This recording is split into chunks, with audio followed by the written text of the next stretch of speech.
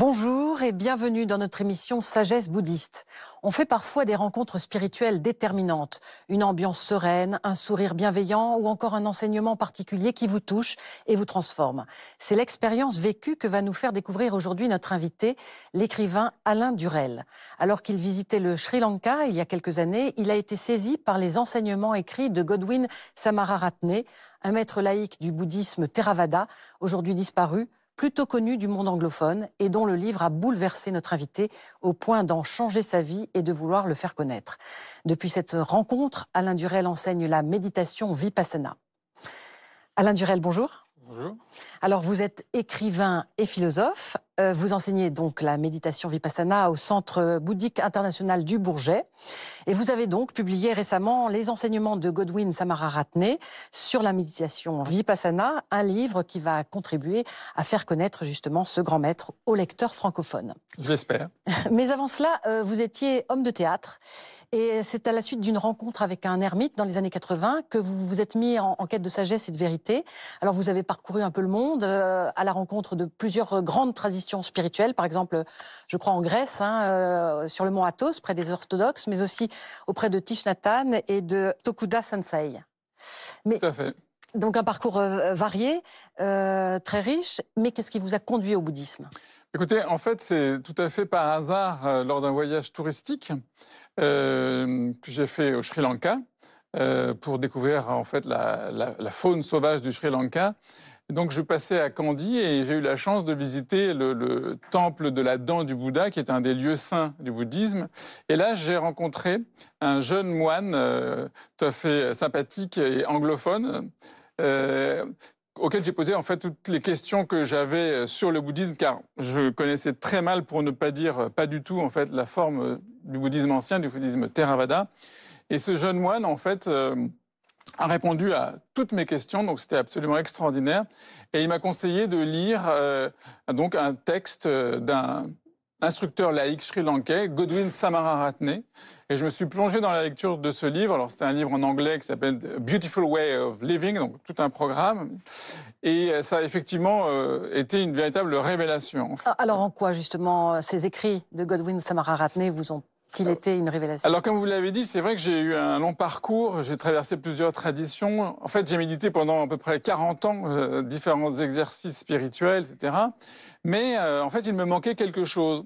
Et ce quelque chose, eh bien, c'est la méditation Vipassana, précisément. Mais ça, je ne le savais pas. Et en fait, ce que j'ai découvert grâce au Theravada, c'est que ce que je pratiquais finalement depuis 40 ans, c'était ce que cette tradition appelle les jhanas. Ce sont des états mentaux de quiétude profonde, de ravissement, qui sont des expériences très belles, très enrichissantes. Mais en réalité, quand je sortais de ces états de quiétude, eh bien, j'étais un petit peu comme un sportif de haut niveau qui retrouve son habit civil au vestiaire. Moi, je retrouvais mon ego inchangé. Et donc, il y avait cette sorte de dichotomie, en fait, qui existait entre la pratique spirituelle et le reste de la vie, le sacré, le profane. Et c'est tout cela que Godwin Samararatne est venu balayer d'un seul coup, en me faisant comprendre qu'il fallait élargir le domaine de la pratique spirituelle à toute l'existence, en fait. Et ça, c'est absolument merveilleux. Alors, on va s'intéresser un petit peu à Godwin Samararatne. Oui. Avant tout, qui était-il ? Alors, Godwin, c'est quelqu'un qui vient d'une famille très pauvre de Kandy, au Sri Lanka. Vous savez, c'est cette ville qui est au centre du Sri Lanka. Il avait 7 frères et sœurs qui tous se sont mariés, en fait. Mais lui, il a choisi de rester avec sa vieille maman jusqu'à son décès en 1977. C'était pas un garçon très brillant au niveau des études, mais il a quand même réussi à devenir conservateur en chef de la bibliothèque de Kandy, ce qui d'ailleurs lui a permis d'avoir accès à toute une littérature bouddhiste et non bouddhiste. Donc finalement, c'est quelqu'un qui a développé un très très grand savoir. Et en 1979, en fait, il y avait déjà un rayonnement de sa personnalité, puisque des laïcs sont venus le chercher et lui ont demandé d'animer un centre de méditation à Nilambe, qui est juste un petit peu au-dessus de Kandy, un endroit absolument magnifique, vous savez, dans les plantations de thé, dans les hauteurs de Kandy. Et là, il a commencé à enseigner et le rayonnement de sa personne d'abord, je dirais, et de son enseignement a fait que des des centaines de gens, d'abord du Sri Lanka, puis du monde entier, y compris beaucoup d'Occidentaux, en fait, sont venus suivre ses enseignements, pratiquer avec lui, et ils ont découvert en fait ce personnage merveilleux qui était Godwin, qui était un homme en fait qui était rempli d'amitié bienveillante, rempli de douceur, d'humour, et c'est ce qui fait vraiment sa caractéristique. Justement, est-ce qu'il avait une méthode particulière pour enseigner à ses pratiquants?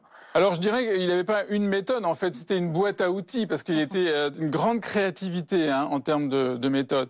Cependant, les outils qu'il utilise sont les mêmes que ceux des grands maîtres de la tradition du Theravada, hein, comme Ajahn Chah ou Mahasi Sayadaw, où on retrouve les 4 fondements de la pleine conscience, Kayanupassana, l'attention au corps, Vedanupassana, l'attention aux sensations, Chittanupassana, l'attention aux états d'esprit, et Dhammanupassana, l'attention aux objets mentaux. Donc on retrouve tout cela, mais avec, je dirais, une spécificité, c'est que pour lui, l'amitié bienveillante est vraiment la chose qui est la plus centrale, en fait, chez lui. Alors justement, on va expliquer un petit peu, parce que effectivement, vous y tenez, vous avez déjà prononcé oui, hein, c'est vrai, l'amitié bienveillante.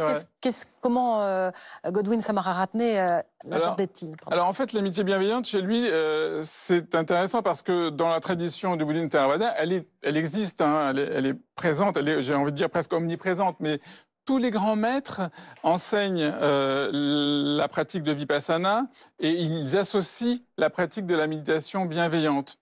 Alors, ce qui est original avec Godwin Samararatne, c'est que lui, il ne se contente pas en fait d'associer les deux méthodes, mais il va véritablement intégrer l'amitié bienveillante à Vipassana, de sorte qu'on peut dire que l'amitié bienveillante devient la clé même de Vipassana. C'est ça qui est extraordinaire chez lui.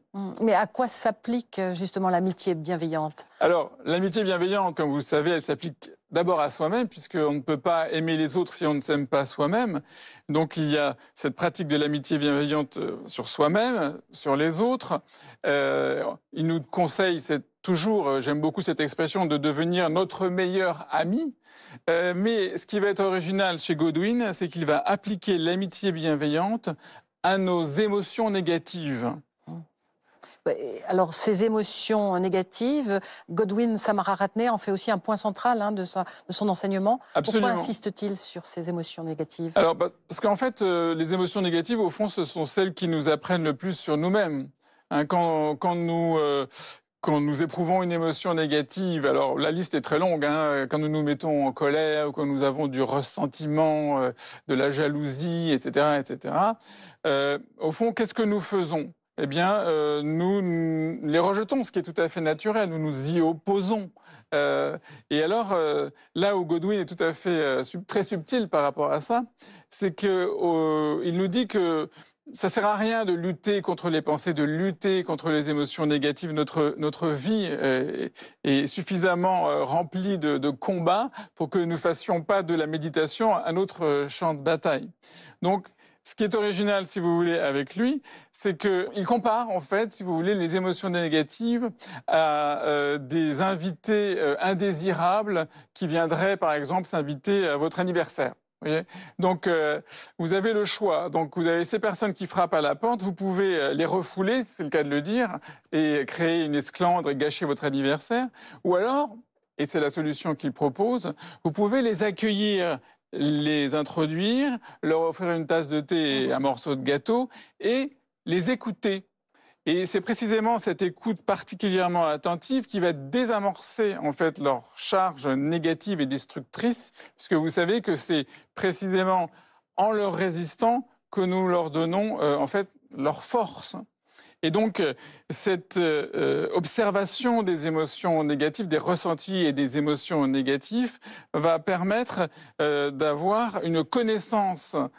Là, on est vraiment au cœur de Vipassana, on est au cœur de l'enseignement. Hein. On va comprendre quelles sont les conditions d'apparition des émotions négatives, quelles sont les conditions de leur transformation et quelles sont les conditions de leur disparition.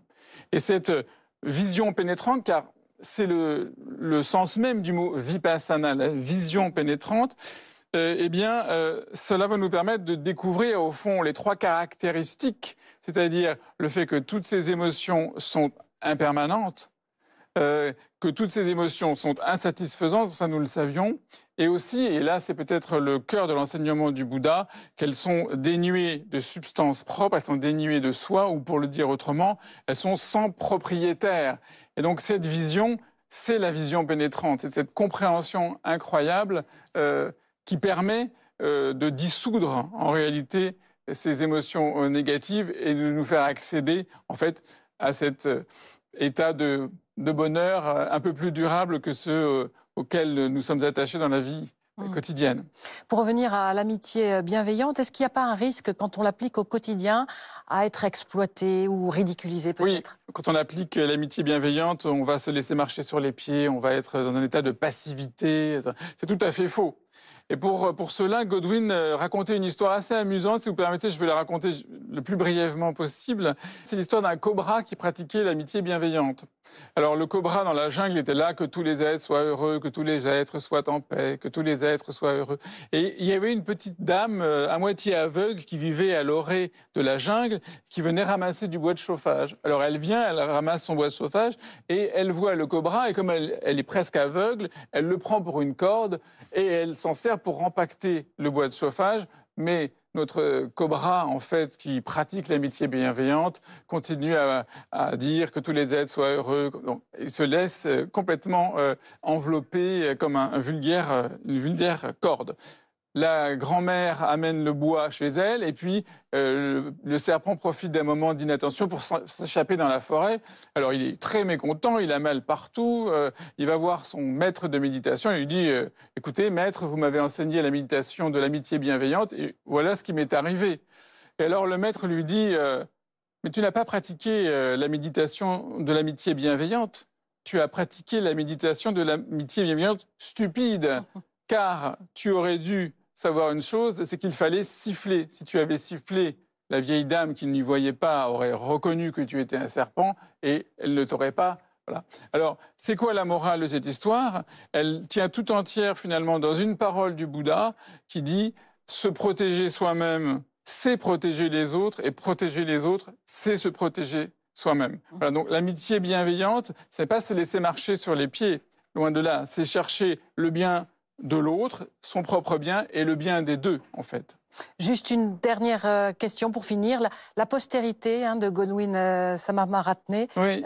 Quelle est-elle? Alors Godwin, en fait, il a lui-même été un laïc. C'est très important de le souligner, ça. Et il a eu énormément de disciples dans le monde entier. Alors malheureusement pas tellement en France parce qu'il était anglophone et c'est dans le monde anglophone. Mais il a eu aussi des disciples qui sont devenus des moines. Donc ça c'est très intéressant. Et on peut citer Bhante Dhammika par exemple, ou un autre moine qui s'appelle Ananda Jyoti, qui vit maintenant dans le sud de la Thaïlande, qui est un des grands spécialistes du canon Pali. Donc Godwin a une grande postérité et j'espère qu'elle continuera à s'accroître, y compris dans le monde francophone. Merci beaucoup Alain Durel d'avoir été notre invité aujourd'hui. C'est moi qui vous remercie. Avant de nous quitter, voici quelques suggestions de livres en rapport avec le thème de l'émission. Tout d'abord, Vipassana, la méditation selon Godwin Samararatne, de notre invité Alain Durel, édition Le Relier. Ce livre nous fait donc découvrir la personnalité très attachante du maître sri-lankais, ainsi que la simplicité et l'authenticité de son enseignement basé sur l'amitié bienveillante, accessible à tous et très engageant. Et puis la naissance du bouddhisme chez Borealia Film. Il s'agit d'un documentaire fiction de Christophe Boula et Pascal Zabu, tourné en Inde et au Népal, qui raconte les premiers moments du bouddhisme dans une époque où tout était à construire. Ce livret illustré est accompagné du film documentaire sur une clé USB. Voilà, l'émission touche à sa fin. Merci de l'avoir suivie. Vous pouvez la revoir durant un mois sur France TV. Très heureux dimanche à tous et bonne semaine. Merci.